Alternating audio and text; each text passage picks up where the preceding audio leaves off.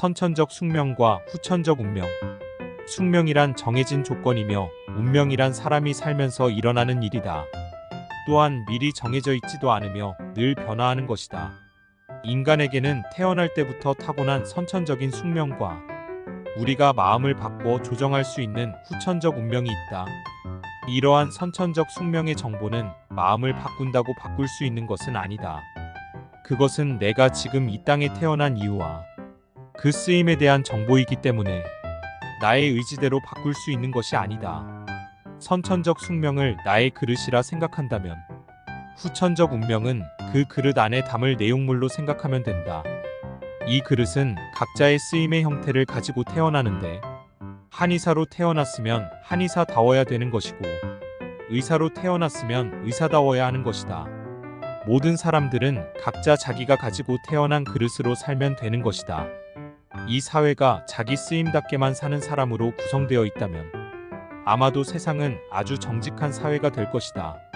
현대인들이 자기 그릇에 대한 정보보다 눈에 보여지는 세상의 정보를 더 신뢰하고 있다는 것이 안타깝기만 한다.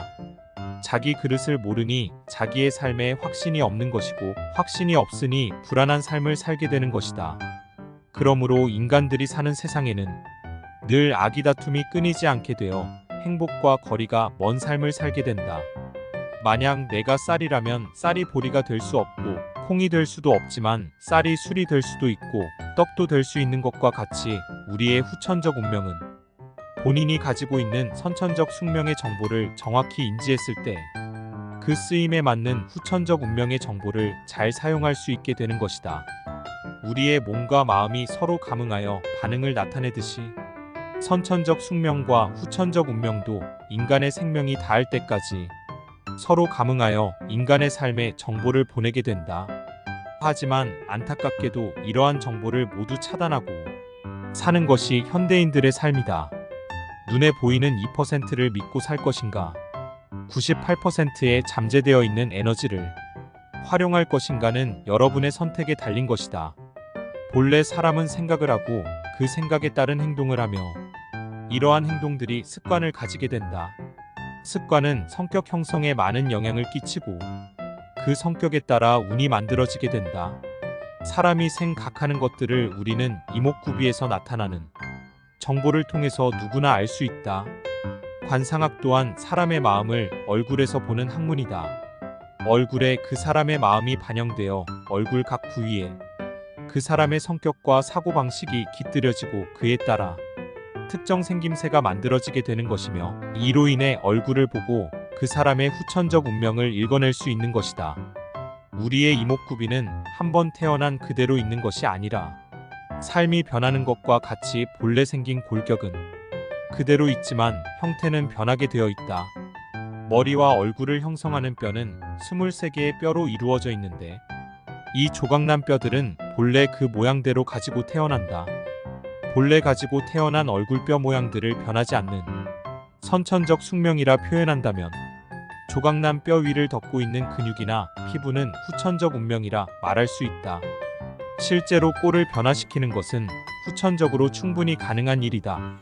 왜냐하면 얼굴이 하나의 뼈로 만들어진 것이 아니고 조각난 뼈들로 이루어져 있기 때문에 그 위를 덮고 있는 조직들을 개선시켜주면 가능하다.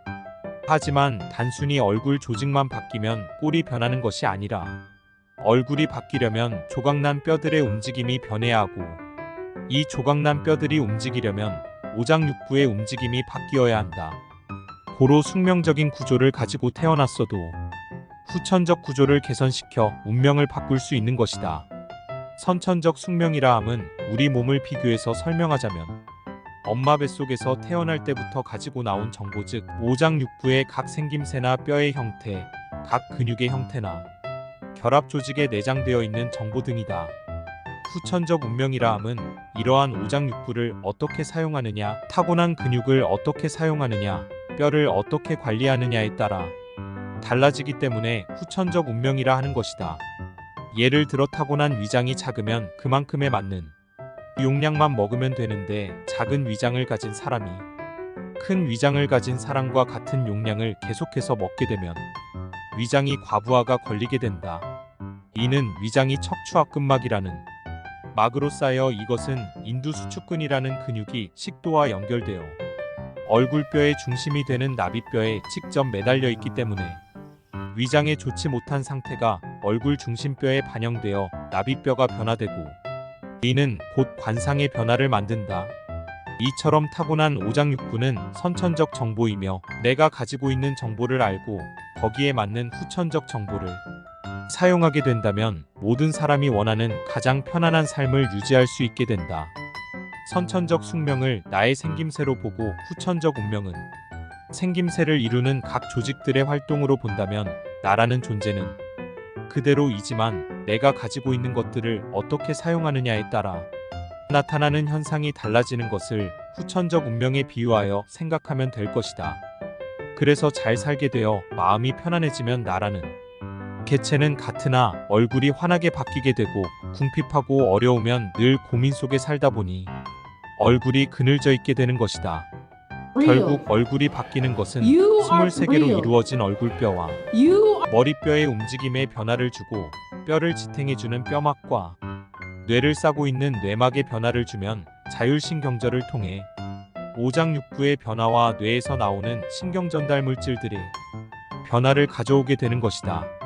사실 관상학은 인간에게 좀 더 행복한 삶을 주기 위한 하나의 정보수단일 뿐이지만 인간 위에 군림하는 학문으로 자리 잡게 되면서 실질적으로 말하고자 하는 것을 바라보지 못하고 숙명란 단어와 운명이란 단어가 주는 무거움에서 느껴지듯 아무나 쉽게 근접할 수 없는 영역으로 발전해버렸다.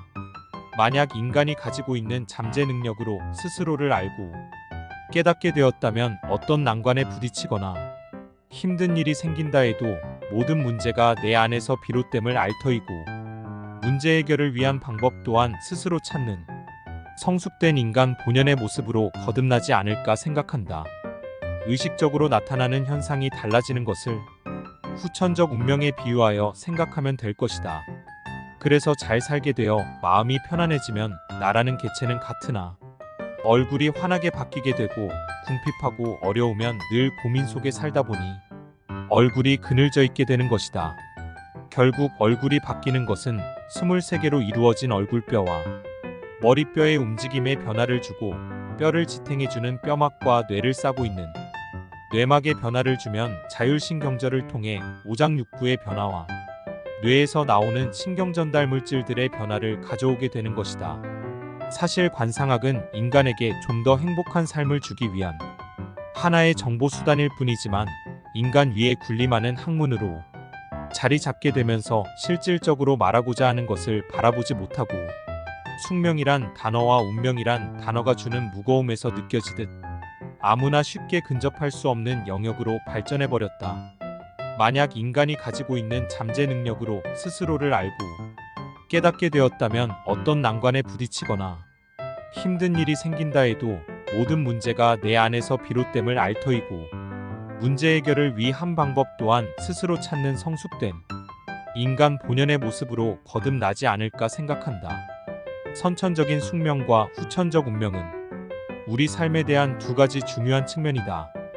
숙명은 태어날 때부터 우리가 갖고 있는 고유한 조건을 의미하며 운명은 살면서 만들어지는 경험과 선택을 가리킨다. 우리는 숙명에 맞게 살고 있을 뿐만 아니라 후천적으로도 운명을 조정할 수 있다. 선천적 숙명과 후천적 운명에 대해 생각해보면 우리의 인생은 우리가 태어날 때부터 갖고 있는 조건과 삶을 살면서 만들어지는 경험과 선택의 결합이라고 할 수 있습니다.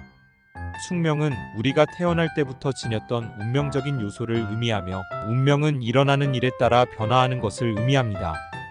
우리는 우리의 숙명에 맞게 살면서도 후천적으로 운명을 개선하고 조정할 수 있는 능력을 갖고 있습니다.